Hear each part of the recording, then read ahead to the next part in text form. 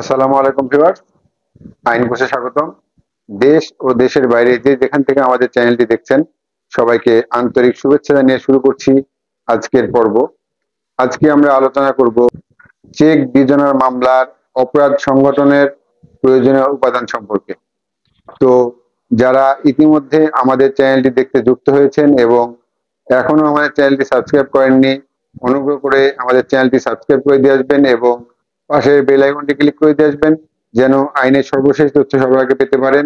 এছাড়াও বেশি থেকে বেশি শেয়ার করে ভুক্তভোগী জনগণকে দেখার, জানার এবং প্রতিকার করার সুযোগ করে দিবেন।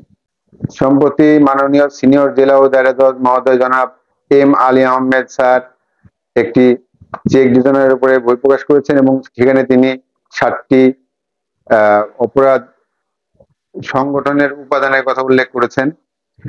এবং আমার মনে হয়েছে যে এই উপাদানগুলি খুবই যুক্তিযুক্ত উপাদান এবং যদি কোনো চেকের মামলায় ভুক্তভোগী আসামি এই উপাদানগুলির উপরে যদি ডিফেন্স নেওয়ার চেষ্টা করে, আশা করা যায় তিনি প্রতিকার পাবেন। তো চলুন আমরা জেনে আসি সেই উপাদানগুলি। অপরাধ সংগঠনের প্রয়োজনীয় উপাদানের মধ্যে প্রথমেই উল্লেখ আছে যে চেক হস্তান্তর পক্ষদের মধ্যে কোনো না কোনো বৈধ লেনদেন থাকতে হবে, চেকটি পাওনা পরিশোধের জন্য হতে হবে, কোনো লেনদেন সুরক্ষিত বা সিকিউর করার জন্য যদি কোনো চেক প্রদান করে থাকে, অর্থাৎ জামানত দ্বারা যদি চেক প্রদান করে থাকে, তাহলে ওই চেক দিয়ে চেক ডিজনের মামলা করা যাবে না। এখানে একটি রেফারেন্সও উল্লেখ করেছেন যে আবুল কায়ের শাহিন ভার্সেস ইমরান রহিত চৌধুরী মামলায় অ্যাপিলেট ডিভিশন বলেছেন যে চেকটি হস্তান্তরে অবশ্যই একটি প্রতিবেদন থাকতে হবে এবং চেকটি কি অবস্থায় লেনদেন হয়েছে তার বিস্তারিত বর্ণনা নালিশে উল্লেখ থাকতে হবে। দ্বিতীয় উপাদান হলো দ্য নেগোশিয়েবল ইনস্ট্রুমেন্ট অ্যাক্ট 138 এর চেক ডিজনার অপরাধ হওয়ার জন্য অন্যতম যে গুরুত্বপূর্ণ উপাদানটি হলো সেটি হলো যে পাওনা পরিশোধের জন্য সকল কলামগুলো পরিপূর্ণভাবে পূরণকৃত হতে হবে এবং উক্ত অবস্থায় হস্তান্তরিত হতে হবে। উক্ত আইনের 3-এর ই ধারার সংজ্ঞার দিকে তাকালে আমরা দেখতে পাবো যে চেকের সকল কলাম যদি কমপ্লিটলি ফিল আপ না থাকে তাহলে কমপ্লিট ইন ফর্ম বলতে পারবো না, বা সেটি এনআই অ্যাক্টের 138 ধারা মোতাবেক অঙ্কিত চেক হিসেবেও গণ্য হতে পারে না। তাহলে দেখা যাচ্ছে যে স্বাক্ষরিত অপূরণকৃত চেক আইনের দৃষ্টিতে চেক নয়, তাই ব্ল্যাঙ্ক চেক দিয়ে কোনো অপরাধ সংগঠন হতে পারে না। এছাড়াও যদি চেকটি পাওনা পরিশোধ ব্যতীত অন্য কোনো কারণে চেকটি হস্তান্তরিত হয়ে থাকে তাহলে উক্ত চেকটি ডিজনারের মাধ্যমে সেটি এনআই অ্যাক্টে 138 ধারায় অপরাধ সংগঠিত হয় না। এনআই অ্যাক্টের 43 ধারায় বলা আছে কোনো প্রতিদানবিহীন চেক পাওনা পরিশোধের জন্য পক্ষদের মধ্যে কোনো বাধ্যবাধকতা তৈরি করে না। তৃতীয় উপাদানের কথা বলা আছে যে এখানে যে চেকের হস্তান্তর গ্রহীতাকে অবশ্যই বৈধভাবে প্রকৃত হস্তান্তর গ্রহীতা হতে হবে।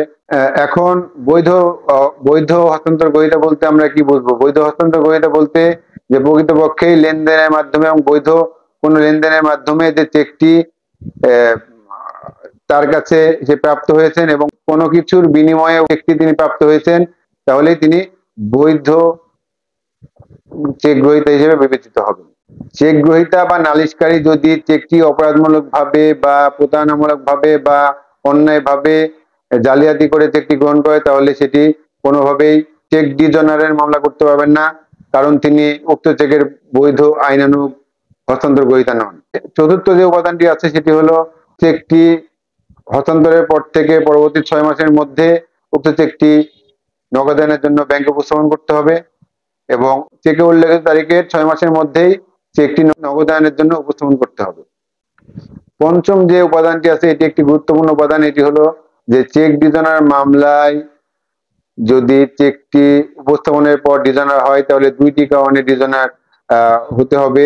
একটি হলো অপর্যাপ্ত তহবিল অথবা দ্বিতীয়টি হলো ব্যাংকের সাথে যে পরিমাণ চুক্তি ছিল তার থেকে অতিরিক্ত পরিমাণ চেকে উল্লেখ থাকায় চেকটি ফেরত। এনআই অ্যাক্টের 138 ধারায় শুধুমাত্র এই 2টি কারণের কথাই উল্লেখ করা আছে। পরবর্তীতে উচ্চ আদালতের বিভিন্ন নির্দেশনা এবং বিভিন্ন রায়ের প্রেক্ষিতে stop payment, account close, refer to drawer, signature differ ইত্যাদি আরো বিভিন্ন কারণে চেক ডিজনার হলেও উক্ত বিষয়টিও চেক ডিজনার হিসেবে পরিগণিত হচ্ছে। ষষ্ঠ যে উপাদানের কথা বলা আছে যে চেকটি ডিজনার হওয়ার পরে পরবর্তী 30 দিনের মধ্যে 30 দিন সময় দিয়ে একটি নোটিশ প্রদান করতে হবে, এবং যদি 30 দিনের সময় দিয়ে টাকাটি দাবি করে নোটিশ প্রদান না করা হয় তাহলে উক্ত মামলার কারণ উদ্ভব হবে না। যে নোটিশটি প্রদান করতে হবে সেটি আইনের নির্ধারিত পন্থা অবলম্বন করেই নোটিশটি প্রদান করতে হবে। এবং যে অপরাধ সংগঠনের জন্য যে সপ্তম উপাদানটির কথা বলা হয়েছে, এখানে বলা হয়েছে যে যে নোটিশে যে 30 দিনের কথা বলা হয়েছে, উক্ত 30 দিন অতিক্রান্ত হওয়ার পরে মামলাটির কারণ উদ্ভব হবে এবং তার পরবর্তী 30 দিনে মামলাটি দায়ের করতে হবে। এখন এই 7টি উপাদানের মধ্যে যদি কোনো একটি উপাদান অনুপস্থিত থাকে কোনো মামলায়, তাহলে আসামি উক্ত মামলা থেকে খালাসপ্রাপ্ত হবেন।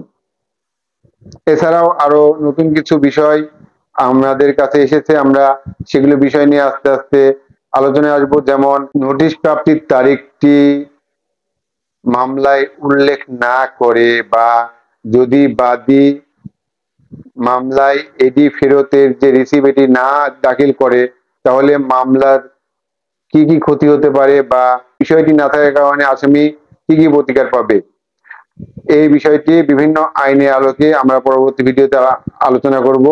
সে পর্যন্ত সবাই ভালো থাকবেন। আজকের মতো এখানেই বিদায় নিচ্ছি। আল্লাহ হাফেজ।